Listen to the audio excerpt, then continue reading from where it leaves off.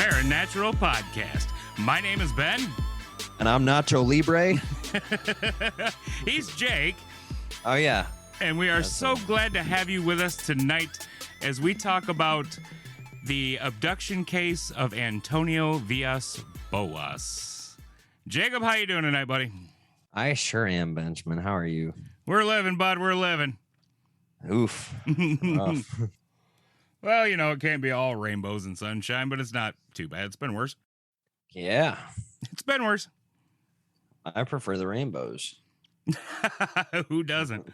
But we don't got rainbows tonight. We do have Brazilians getting abducted by aliens. Now that's a turn on. Yeah. Oh, you have no idea. Oh, I do. Oh, no, I do, right. Benjamin. You actually did some reading this time. Yeah. Yeah, I research your subjects more than I research my own. Yeah, okay. That's fair. Yeah. That is when you tell me what your subject is. Well, sometimes I don't know. Yeah. Or you say, it's a surprise, like Jeff the Talking Mongoose. Jeff the Talking Mongoose was well worth the surprise. That was a trip. I miss that little mongoose. Yeah. Speaking to everyone who's listening, go listen to Jeff the Talking Mongoose. It is a trip. If this is your first episode, just go listen to all of our episodes. They're all pretty fun. They're pretty fun. Yeah. Spooky, not spooky because it's too comedic. Because we're dumb and we make fun of everything. Yeah, definitely weird shit. And if this is not your first episode and you have not done so yet, give us a 5-star rating and review and share the show with a friend, because that all would really help us out to reach new ears that can then go join in the fuckery. And also thank you for continuing to listen. Absolutely. We love you all. I love you more, though. Probably. He's just a much more... I do, guys. He's just a much more loving individual than I am. I am. I sleep with the love bear out of the Care Bears. Like, that's my cuddle buddy. That and River. Which one's the love bear? It's the Care Bear with the heart on his chest. Yeah, I probably could have figured that out, huh? I think anyone could. I had one of those when I was little. Did you? Yeah, sure did. Lame. Nah, I know. I don't know what happened to it, though. It's probably worth a fucking fortune now, though. Oh, most likely. I have never had a Care Bear. I'm sorry to admit, but I have lied to you. I do not cuddle with a love bear. That is one of the two that I know. Aw, we should get Jake a love bear. There's a love bear and melancholy bear. Pretty sure it's like luck bear. I don't know. Okay, maybe not melancholy bear, but there is a luck bear. He's got clover on his chest. Isn't there a sad bear? Better not be. They're the Care Bears. You can care and be sad. Nobody cares about sad people. Yeah, okay, maybe you're right. I know there's temperamental bear. Is there an angry bear? Bipolar bear. Bipolar bear? See, that's why I always like the Smurfs better. They had an angry Smurf. Yeah. They also had clumsy Smurf, rogue Smurf. They had all the Ninja Smurfs. Gray Smurf. Painy Smurf. Just take a verb and put Smurf after it, and you have a Smurf. Sexy Smurf. Well, that was Papa Smurf.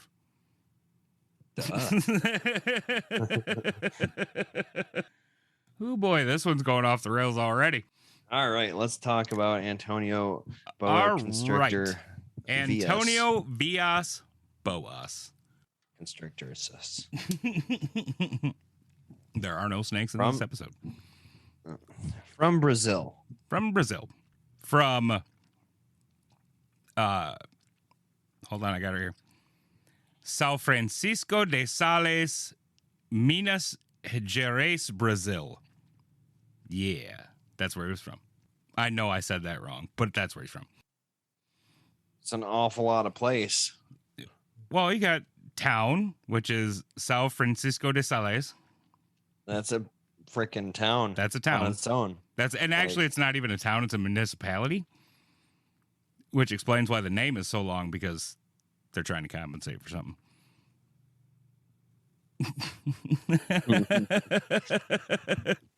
But anyway, At the time of this happening, Antonio was 23 years old. He lived and worked on his family farm in that place, Brazil. That place. That's easier to pronounce. Now, Yeah.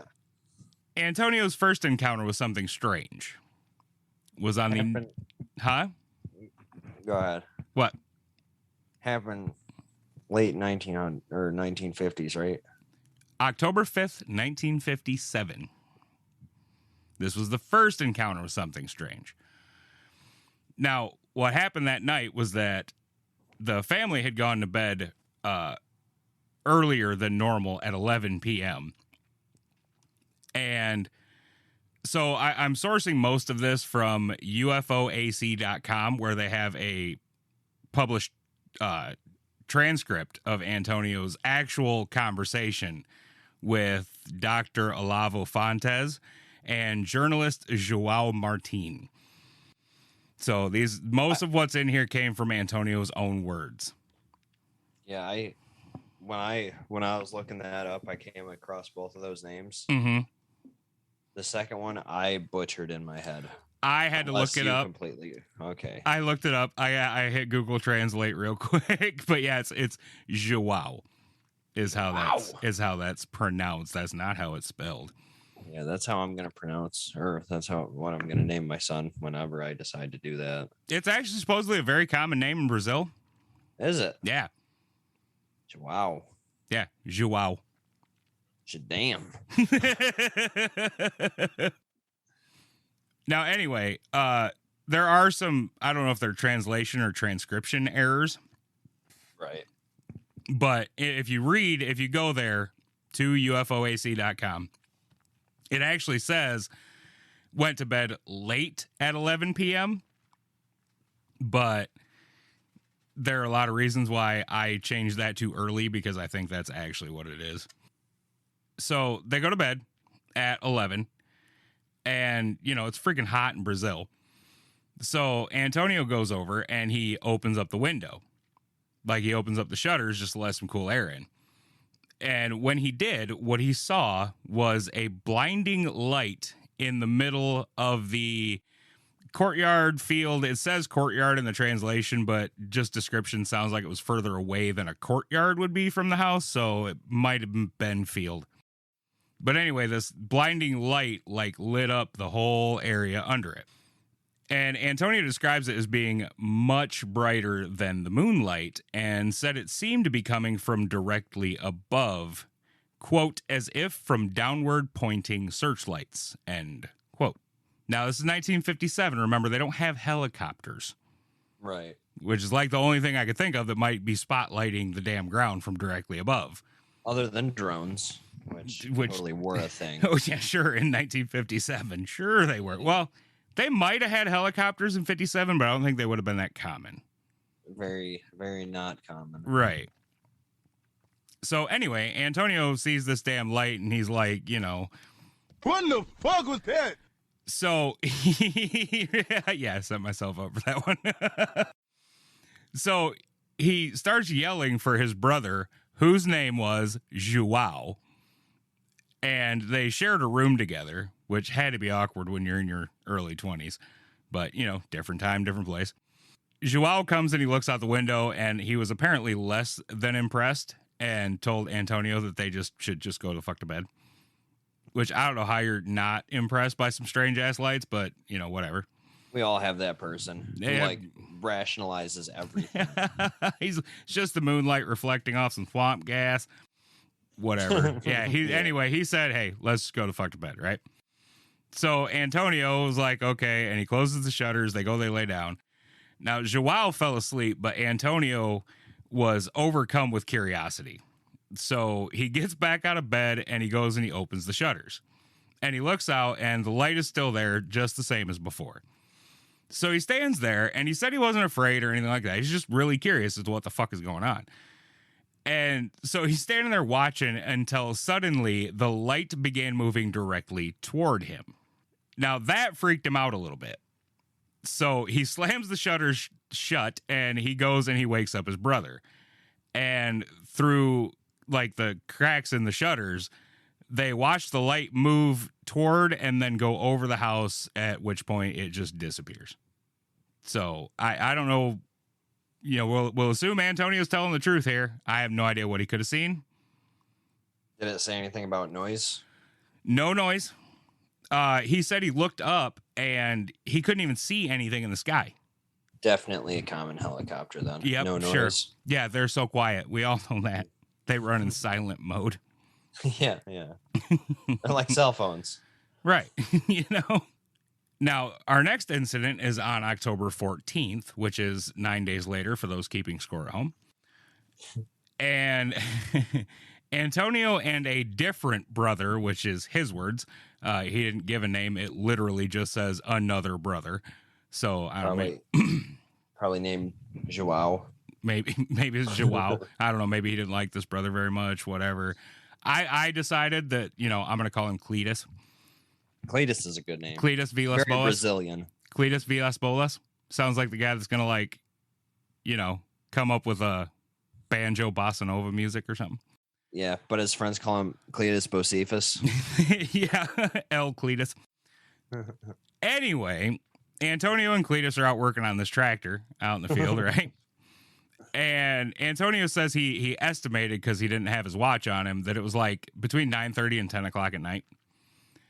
And which is another reason why I said, you know, earlier that I think it was a mistranslation when they said 11 p.m. was a late bedtime, because in Brazil, farmers go out at night to farm when it's cooler. They do a lot of their field work at night. So, you know. So anyway, it's between 9:30 and 10. And Antonio and Cletus are out working on this tractor. And a little ways away from where they're working, a light just appears out of nowhere. And this light was so bright that it hurt their eyes to look at, like at first, because their eyes were kind of dark adjusted and this light's real fucking bright. But after their eyes adjusted, they saw that the light was coming from a, quote, huge and round object that looked like a car wheel. So, you know, a UFO. UAP. UAP. Not back then. Back then they were just flying fucking saucers. Yeah. But anyway, this craft was hovering about 300 feet in the air, and Antonio said it was bright red. Now, I don't know if he means the light was bright red or like the actual material of the UFO is bright red or what, but like, honestly, if it's like a bright red light on a shiny metal object, it's going to look red. So from what I read, he originally thought it was a really like bright red star. That was later. That wasn't this okay. incident. That was the next incident. Okay. So anyway, in further support of my theory that Cletus was not the brother Antonio was most fond of, Antonio said, quote, I suggested that my brother go and see what it was, but he wouldn't. You dick! So Cletus is a chicken shit. yeah, well, I don't know. I'm pretty sure he's smart. Cletus just didn't want to be the red shirt from the Star Trek, all right? He's like, no, fuck you, you do it. So anyway, Antonio, you know, since Cletus won't go, Antonio goes to check this thing out, right? But as he gets closer, the UFO takes off at, quote, incredible speed, and it flies to the other side of the field and stops. So Antonio's like, the fuck? And he takes off running after it. And once again, as he gets close, it takes off and goes back to where it started from. Now, Antonio, he's a stubborn fucker. He chased after this thing about 20 more times before he finally gave up.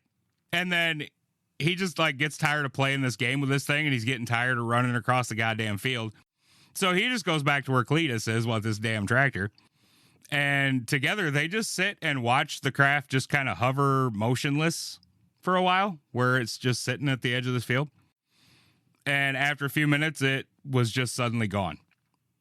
Like, it's just boop, gone. And Antonio says it was as if the lights had been turned off. Which he did also admit, though, that, like, he might have turned his head or looked away or something, and then it took off. But even if you like glance away from something like that in the night sky, something as bright as he describes it as being, it's not gonna. Yeah, you're gonna see it like going across the freaking sky.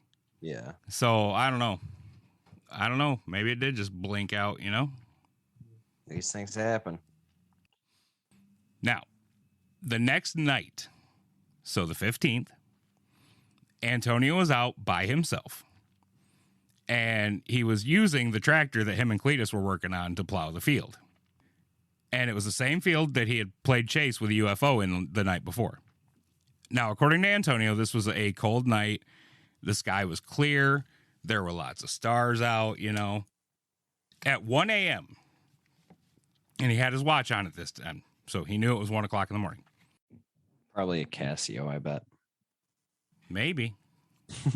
It could have been. I think they were around then. Mm-hmm.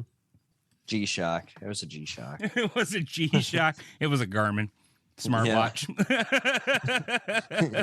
I think Garmin's been dead since the 1950s. I got a Garmin on my wrist. Oof. That's a Garmin smartwatch. It's bad as fuck, dude. It's got like GPS tracker on it and everything. Oof. So if I get lost, I have to learn how to read GPS coordinates and find my way home, I guess.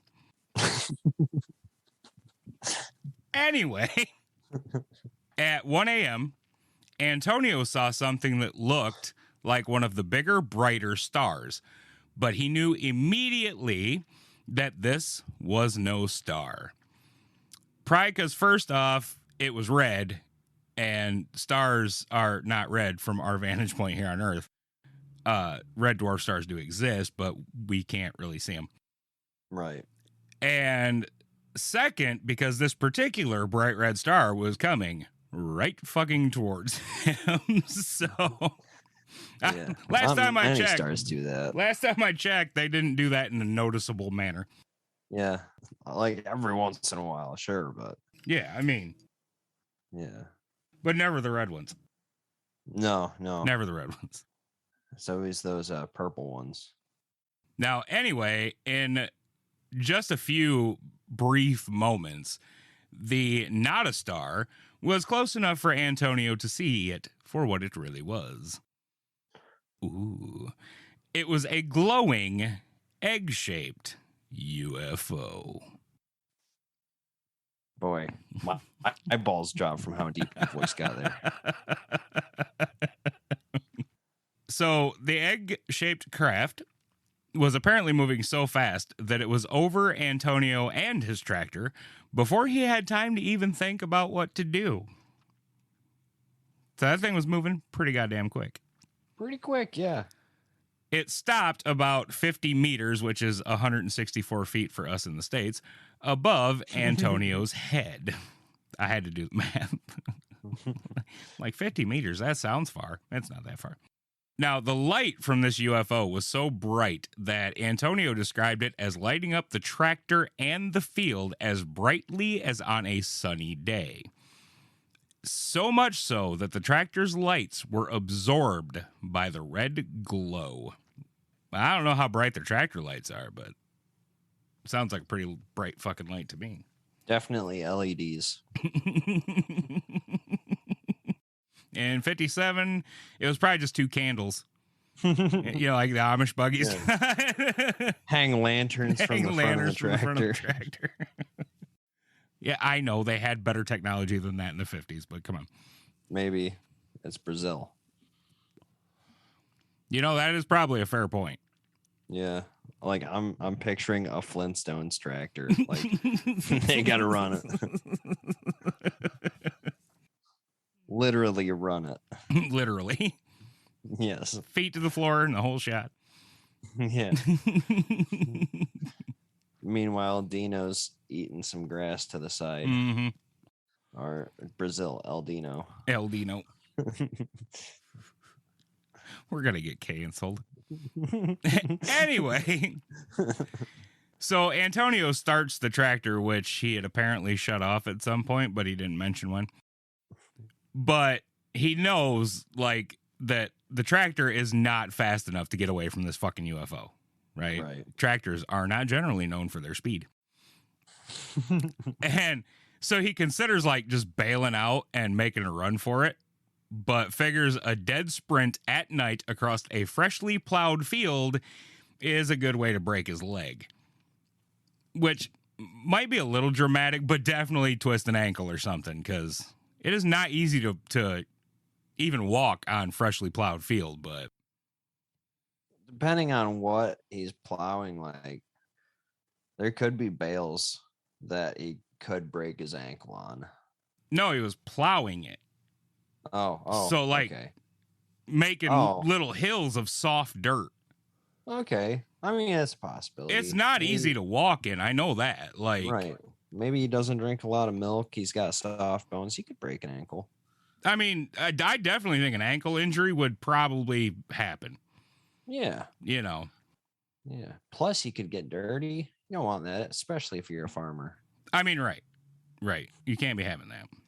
Oh, 1950s. How do they bathe? Jump in the water? They just waited till it rained.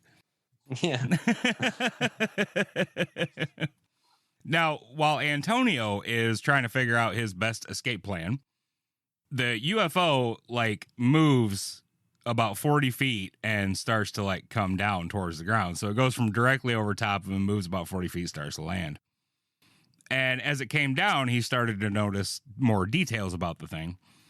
And he saw that it had like small red holes, and that the red glow was coming from a huge red spotlight that was pointing at his face. Like directly at him, just right in his face. Yikes. He also saw that there was something on top of the craft that was spinning very rapidly, but decreased in RPMs as the craft came down. So some sort of propulsion system up there. And the spinning thing was like dome-shaped and also glowed red, although Antonio thought that it was changing color with the decrease in speed, but he couldn't be 100% sure about that. So that's kind of interesting, like description of some sort of propulsion system. Yeah. We're going to be able to build a UFO after we get done with this podcast, man. I mean, we can give it a whirl. All we need is red spinny stuff, some lights. Terrorize farmers. Yeah. Sounds like Some fun. Goblins. Sounds like fun. Now, when the UFO was like 9 feet or so off the ground, these 3 metal pipes came out of the bottom, which, of course, were the legs it was going to land on. Right? So it's got tripod landing gears. Tripod. Tripod landing gears. It's like me. When he's got one hand on the ground. Now, at this point, Antonio decided that the best place to be was anywhere else. So he hits the go juice on the old tractor and takes off in the opposite direction of the UFO. But he don't get very far. He makes it like, he said like 9 meters, right? So like 12 feet. And the tractor... What? Yeah. 12 feet. No, wait. That's almost 30 feet. Yeah, it's like 30 feet. Okay, Yeah. my bad. Math is not my strong suit. So he makes it got like you, 30 Benjamin. feet. That's still not very goddamn far. No. So he makes it like 30 feet and the tractor just dies. The engine shuts off, lights out, it's dead. And Antonio tries to like start it back up, but nothing. RIP tractor. No more tractor. So he jumps off the tractor and takes off running, broken leg be damned. And he only gets a few steps when a small, oddly dressed creature grabs his arm. Now, Antonio, like, turns on the creature and punches that little bastard in the face. So... Fuck yes, Antonio. You're just a real little guy. So, yeah, Antonio ain't no punk-ass bitch. No. So, alien grabs him, he punches it in the face. That's it. That's how he does it. Wasn't he wearing a helmet? The alien was. Yeah. Like some sort of helmet. Yeah, but still.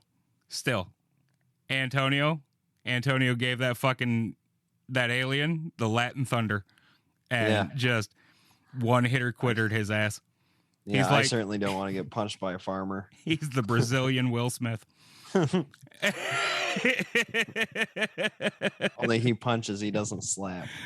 Yeah. Anyway, so he like one hitter quitters this alien, and it, like he said, he like hit it and it just fell flat on his face. He needs to go to Kentucky where they can take bullets. They probably can't take a Brazilian punch. I know, right? Like these aliens is weak. Like, Yeah. goddamn. So anyway, he tries to run and doesn't get very far, and 3 more of these little guys like just grab him and like dogpile him down to the ground and whatever. And Antonio describes the aliens like way later in his telling, but I'm gonna do it here just so we know what kind of little guys Antonio is just punching the fuck out of. So he said that the aliens were about shoulder height, and all of them were wearing tight white suits that looked like metal scale. Each one had a belt with a red glowing circle on the front. They wore helmets with glass-covered eye holes on their heads, so like helmets with goggle things in them or something. Thick gloves on their hands, 5-fingered hands, which is important.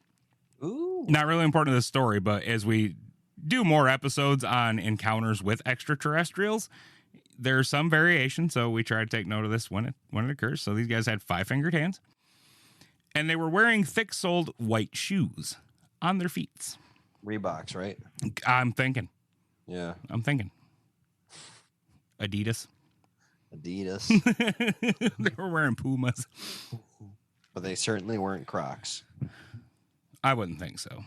Okay. No self-respecting alien is going to wear Crocs. They were Ugg boots. Ugg boots. That's what it was.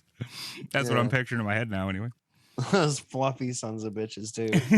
Well, they want to be comfy, you know? Who doesn't? It's a new planet. Keep their You feet need warm. comfort. They didn't know if they were going to wind up in Brazil or Antarctica, so, you know, whatever. Ugg boots, man. Ugg boots. Now, on the aliens' backs, there was some kind of like lump underneath their clothes that had 2 hoses coming out of it, and these hoses ran up and attached to either side of their helmets. So, air filtration? Hunchback juice. Hunchback shoes. Now, having just seen their buddy get KO'd, these guys grab on tight to Antonio's arms and legs and just pick him up off the damn ground. And Antonio said he tried to like kick and fight, but it wasn't doing a whole lot of good. So, like any brave and noble warrior, Antonio started screaming.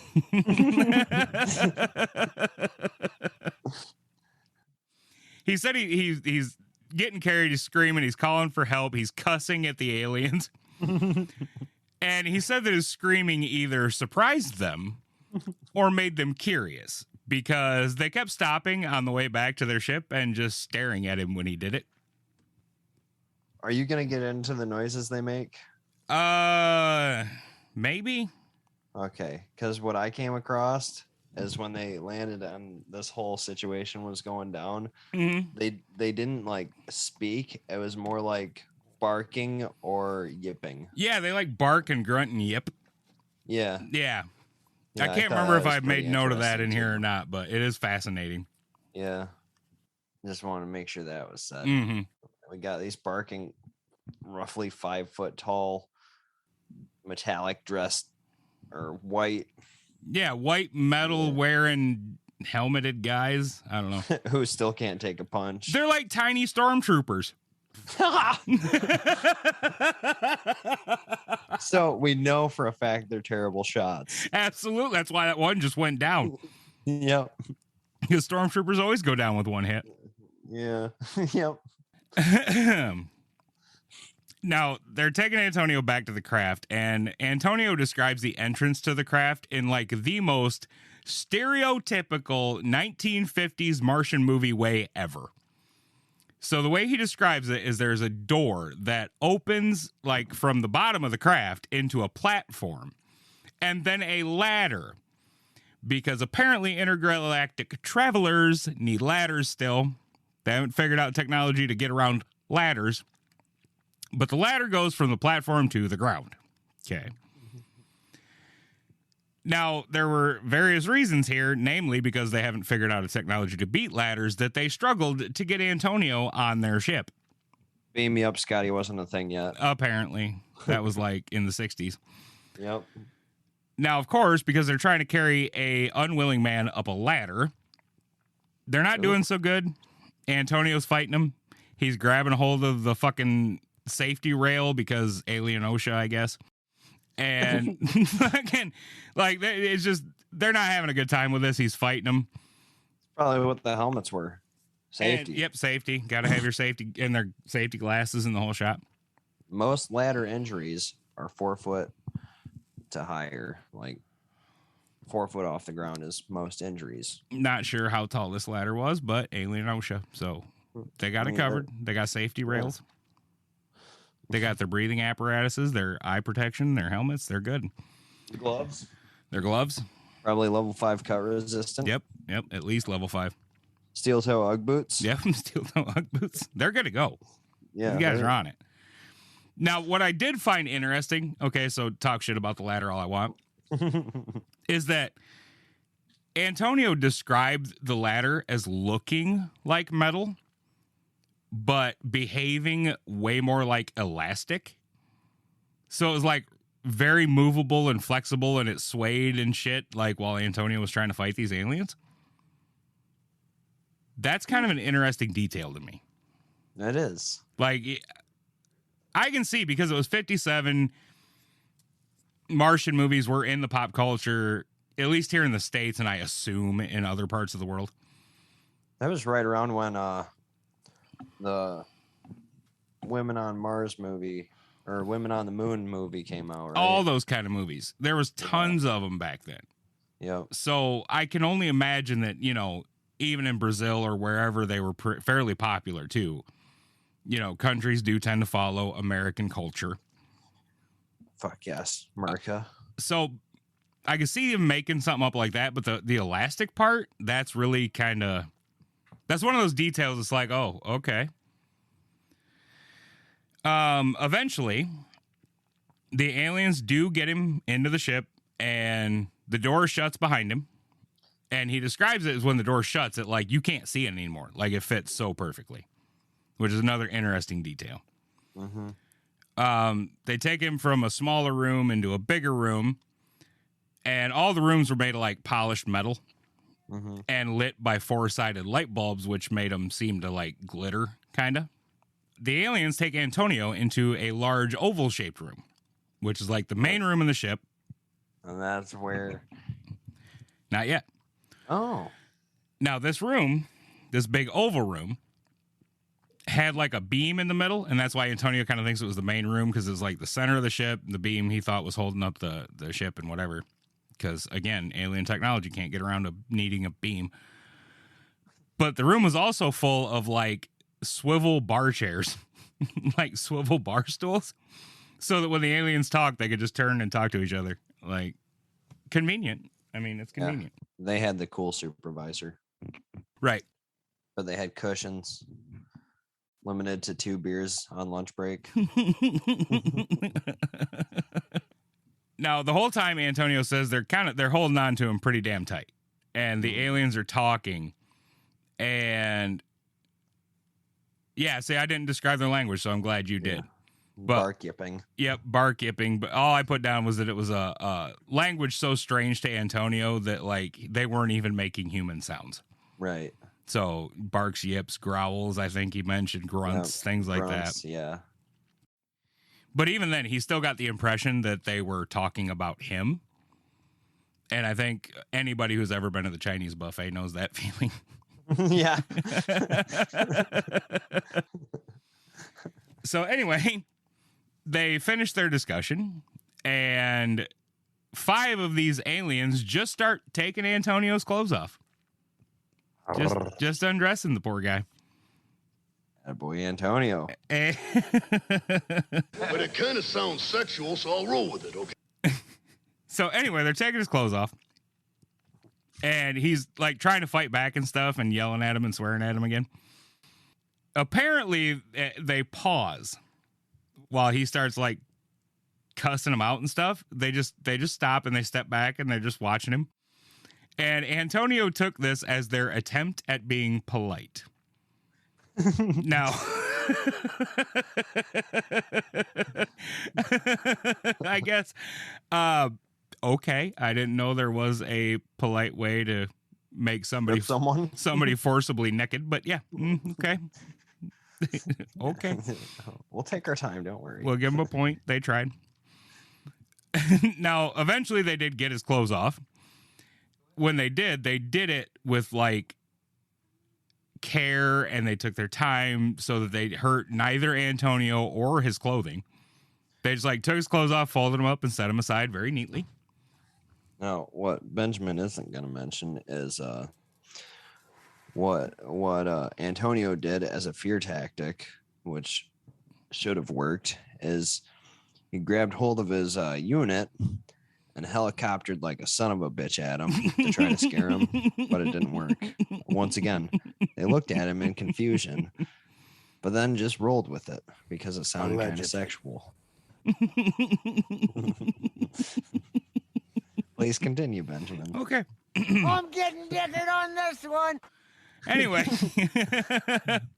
so between not knowing what was really going on and having to stand there au naturel, Antonio said he was scared to death, which I can't. Scared shitless. So one of the aliens comes over with a wet washcloth looking thing and starts rubbing the liquid on Antonio. He said it was like a viscous goo type. It was colorless, odorless, and viscous. Mm-hmm. And at first he thought it was some kind of oil, but it didn't make his skin feel oily or greasy or anything like that, and it dried really, really quickly. So he has no idea what the hell that was. Mm-hmm. After that, two of the aliens took Antonio to a different room that was through a door with a red glowing inscription on it.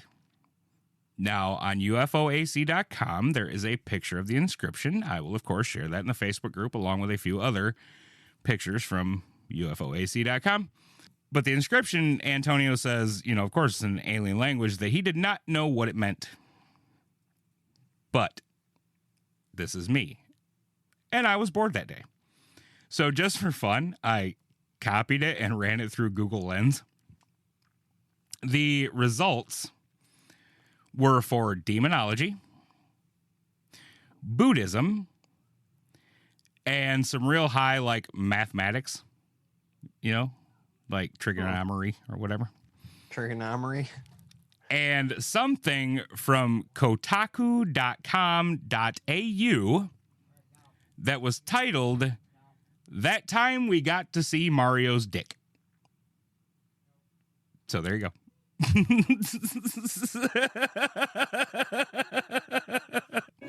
What kind of fuckery is this?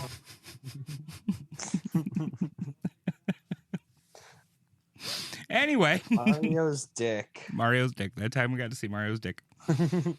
Anyway, two more aliens come in the room, and these guys are carrying thick rubber tubes that are over 3 feet long. One of the tubes was attached to something that looked like a glass goblet, and on the other end of that tube, it had a nozzle that looked like a glass tube. So picture that in your head. They put the tube-looking nozzle thingy on Antonio's chin, which is okay. And at first, Antonio said it didn't feel like anything really, but after a while, it started to burn and itch. Mm-hmm. He looked and realized the goblet thing was like half full of his blood. Yep. And at that point, they stopped, replaced the first nozzle with a new one, because apparently they have good medical practices, and reattached it to the other side of Antonio's chin. Yeah, and then the enema. And during his interview with Dr. Olavo Fontaine, he actually shows Dr. Fontaine two bruises on either side of his chin that they're like circular bruises. So, yeah, I mean, they could come from anywhere, but, whatever. Mm-hmm. Now, when the container was full, they took all that stuff out of the room and left Antonio alone in there in this big room that was empty except for a couch that was kind of sitting in the middle of it. Casting couch. Casting couch. Like butt naked, what do you expect? I mean, that's how this works, right? Yeah. Now, after about a half an hour, Antonio, like, he's kind of getting tired and he's getting worried and whatever. So he goes and he sits down on this big couch. And he said it was like big, fluffy, really soft fucking couch. And so Lazy at least, boy, probably. at least he had a nice place to sit. Mm-hmm. But suddenly he started to smell something that he couldn't identify. And he started to feel sick. And he described it as the feeling of breathing in heavy, suffocating smoke. And he looks around, and what he sees are a bunch of like small holes in the wall that are about the height of his head. And the holes inside had like a mesh or a screen or something that Antonio said reminded him of a shower head. And there was gray smoke coming out of these holes that dissolved really quickly into the air. And whatever ill feeling this smoke was causing, it became quite unbearable to Antonio, and he got up and yacked in the corner, which he said made him feel instantly better and he could breathe easier again. Puke and rally. I mean, go get him, Antonio. Go fucking get him, bud. So he figures he was alone, all told, for about an hour. And finally, the door opened again. And the being that came in looked not at all like the ones he had previously encountered. You see, this alien was a girl. And just like Antonio, she was naked. Antonio said that he was speechless. All I can say is, look, I know you're 23 and you're a good Catholic boy from Brazil, but act like you've been there before, okay? Act like you fucking been there before. Apparently, the look on his face made the naked alien lady, like, amused. I don't know if she laughed or what, but he said she looked amused by the look on his face. You got the description of her? I do. Okay. Matter of fact, I just let Antonio describe her. Okay. So, here's that. Antonio describes her saying, quote, "She was very beautiful, but a very different beauty from the women I had met. Her hair, soft and light, even very light, as if bleached, was parted in the middle. She had large almond-shaped blue eyes. Her nose was straight. Unusually high cheekbones gave the face a peculiar shape. It was much wider than that of the Indian women of South America. Her sharp chin made her face look triangular. She had thin, slightly prominent lips, and her ears, which I did not see until later, were exactly the same as those of our women. The woman's body was of amazing beauty, wide hips, long legs, small feet, narrow wrists, and normal fingernails. She was much smaller than me." End quote. Now, I don't know if it was in later tellings of the story. I've read it both ways. Now, in UFOAC.com, it did not say this, but somewhere else I read that he did say it during this conversation, so maybe UFOAC just didn't want to print this part. I'm not sure. But in later tellings of the story, he would add that she had high, firm breasts and red hair under her arms and at her pubic region. Yeah. So, she's a redhead. Freaky. Okay, to continue Antonio's quotes here. Quote, "The woman came up to me in silence and looked at me. Suddenly, she hugged me and started rubbing her face against mine. Alone with this woman, I was very excited." End quote. Antonio. You got this, man. Now, Antonio attributes his willingness to perform to the liquid that they had earlier rubbed on his skin. And, okay, I mean, maybe. But Maybe it could have been the smoke. really, I'm thinking he's a 23-year-old guy and there's a naked, frisky chick in front of him, which is not exactly the situation where liquid alien Viagra is necessary. Yeah. So, say what you want, Antonio. Yeah. Yeah. Now, 23. Weird situation, but naked. buck naked chick. I As mean, Wayne and Garth would say. showing. Anyway. Now. I'll salute. Lone Star. Anyway. According to Antonio. Now, I'm going to repeat that one more time. According to Antonio. He and the alien lady did the four-legged foxtrot for over an hour straight. Allegedly. At which point, Antonio claims to have crashed the custard truck for the second time. What a man.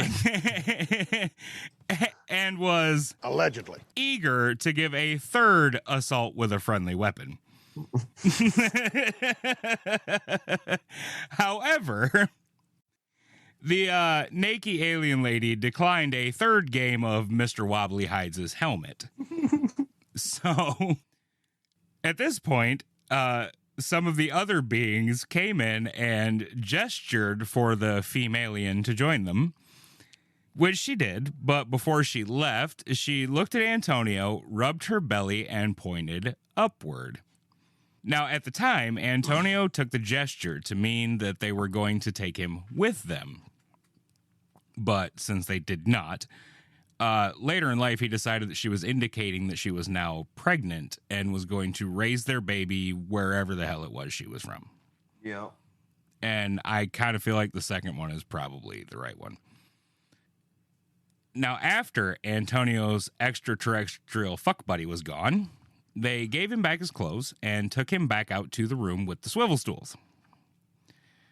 The aliens are sitting there, they're talking for a while, and this time they're not paying a whole lot of attention to Antonio because they had what they needed out of him.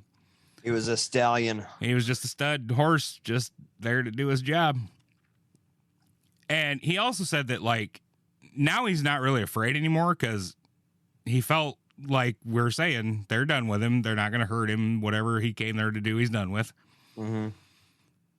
So he decides to, like, get a better look around the ship while he's being ignored. While he's doing so, he notices a small box with a glass top that looked to him like a clock of some sort. So Antonio decides that it would be cool to have some proof of his adventure. So he tries to 5-finger discount this little clock-looking thing.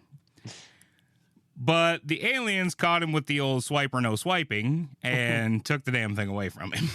So, props to Antonio. There's so many people who claim to be abducted and they're like, oh, well, I forgot to try to grab something. He at least tried. he did try. Mm-hmm. And Betty Hill tried too. Mm-hmm. But anyway, we'll do that story some other time. But Antonio did try. At this point, they decided that, oh shit, we should not have this guy on our ship anymore. So they booted his ass off and they left. And Brazil Auto or Theft Grand Brazil Theft. Yeah, all right, bud. Wish you weren't so fucking 3.5 awkward, strokes later, I'm fine. Okay. Good deal. Now, after they leave, Antonio checks his watch again, and it is 5:30. So all of this happened in like a 4.5 hour time span. I mean, obviously, after probably standing there going, what the fuck just happened to me for a minute at least, he went over to check out his tractor and saw that the battery cables had somehow been disconnected. Which Explains it not running. explains it not running, but how the fuck did they disconnect the batteries when they were still in the ship? He was alone with Naked Lady plowing for what he said felt like 4 hours. It shut down way before that, though. It's true. How? I have my theories and I will get into them. Okay. We're almost there. For about 3 months after this, Antonio suffered from various medical issues. He was tested for all kinds of stuff, including radiation sickness, which they pretty much said, yeah, that's what you got, buddy. Mm-hmm. But the medical issues did subside, and he lived to quite a ripe old age. He went on to become a lawyer. He got married. He raised a family, all the good stuff, and never actively in his life sought fame for this story. Antonio Villa Boas never wrote a book, never did any of that. The only reason we know any of this is because of Dr. Olavo Fontes. That's it. It's the only reason. Mm-hmm. And that's it. He never sought fame, but stuck by the story until his death in 1991. Yep. So that is the story of Antonio Villa Boas. How'd they unhook the battery, Jacob? All right. So here's my theory. I have looked up so many UFO encounters / abduction stories, all that. Electronics go haywire. Yes. So I'm guessing that's initially what happened. And like they're obviously more technologically advanced. Are they? Obviously. They ain't Flintstone in a spaceship With their ladder. with their ladder and their tripod. Their tripod. Yeah, it just gets a good jump. But my theory is that it went haywire, and as he was doing the I can't remember how you put it, the four-legged foxtrot. The other guys went down there, and they're like curious to see what this thing was, and I'm guessing figured it out pretty quick how to cut the power, and that's what they did. But just like, I think it was a curiosity thing. Okay. I mean, I'm kind of with you. But why would they cut the power after they already had their man? Hey, maybe it was gonna like overload the battery, and they wanted to be polite again and cut the power so it wouldn't overload his battery, and he wouldn't actually have to Flintstone it. Okay. I mean, your theory makes sense. It really does. They showed a few times that they were nice, or at least attempted to be, and quite hospitable. You're In right. the form of, check out this lady, have fun. No many trippers, bro. I mean, your theory has a lot of merit. I mean, if there was some sort of electromagnetic thing that could overload the battery, sure. And they're like, hey, we don't want that to happen. Unhook it. Okay, I got you. I'm with you. There's just some other stuff that makes me think it happened some other way. Like the rapidity with which... So he takes off on the tractor. Mm-hmm. There are no aliens outside the ship. Right. He takes off on the tractor. Doesn't get very far. It shuts down. He jumps off. And then they're on him. Yeah, there's an alien right by his side. Yeah. That's like... That's some portal jumping, speed running, some shit right there. Interdimensional beings. Oh, which also might explain why they just disappeared out of the field when they were staring at him. You know, that's kind of where I'm going with this. Yeah. Also merits to you. So, yeah. And if they could interdimensional their asses like next to him to grab him, they could probably somehow, sight unseen, unhook the tractor battery to get it to shut the fuck off. I have one big issue with this story. He went on to be a lawyer. Mm-hmm. Why did he not go for MMA? One punch that son of a bitch. He can one hitter quitter alien. Yeah. Because MMA didn't exist in 57. All he had to do is meet up with like Joe Rogan. Joe Rogan didn't would've exist in made it, 57. Yep. Sure. He's an old son of a bitch. He's like 52. Oof. He's one of those people who have lived many lives. That I'll believe.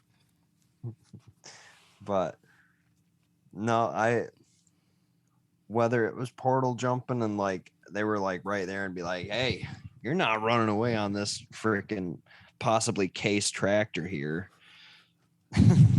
I wish it would have said what brand of a tractor it was.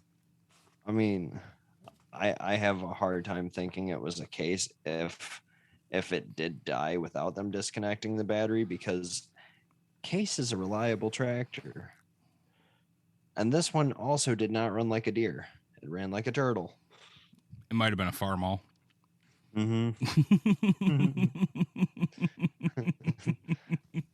Yamaha was making tractors back then, right? Fuck, probably. Yeah. Lamborghini was. I'm not kidding. Lamborghini. Here you go. Little fun fact that has nothing to do with anything. Lamborghini, the supercar manufacturer, started out making tractors. That's what they did.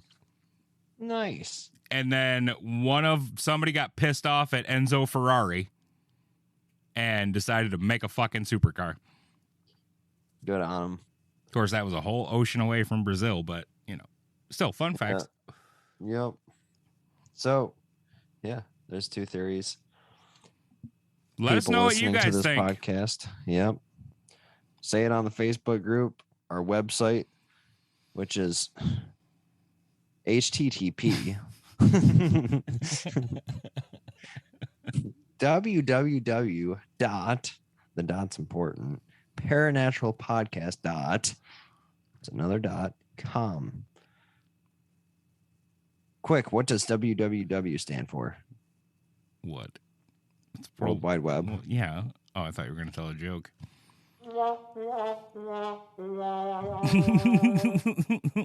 Have you ever known me to tell a joke, Benjamin? Once. Yeah, and that was an accident. Hurry, Jake, tell us that joke, Anyway. A blonde walks into a bar. Ouch. Yeah, that's free comedy for you guys. Well, I'm paying for it. Anyway. For them. But yeah, anyway, if you guys have any theories about this story, any thoughts about this story, just want to say hi, reach out, whatever. Facebook group, email, website. We got all that good stuff. There's links to it down in the description of the show. And like I said at the beginning of the show, if you enjoy our content, please, please, please leave us that 5-star rating, a review, and tell a friend. Also, since I am so into this, I have recently gotten audible.com to listen to my audiobooks. We're on that too. Yeah, we're on everything. Yeah, I never knew that. Yeah, I put us on everything. We're on Pandora, iHeart, Spotify, Apple Podcasts, Stitcher, TuneIn Radio. We are anywhere you can get a fucking podcast. Because and soon to come to your thoughts with a telepathic broadcast thing. yeah, I'm going to be broadcasting telepathically tomorrow. So if you think of something funny, that was me.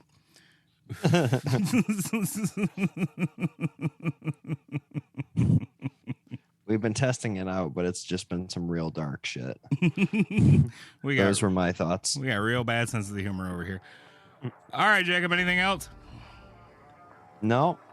All right, then with that, I will say, as always, thank you so much for listening, and good night. Say good night, Jacob. Love you guys. Good night. Sorry. New music.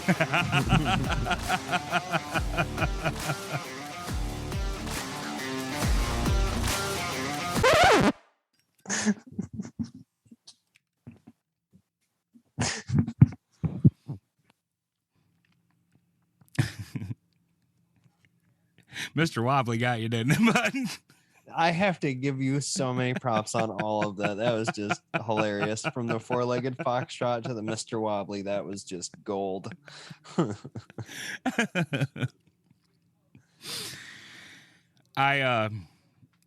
may or may not have read 400 different euphemisms for sexual encounters. Just looking for the right ones. Very worth it. You know, this is totally not a this is not related to this, but just for laughs here. Funny name for a penis, the womb broom. I like it. Continue.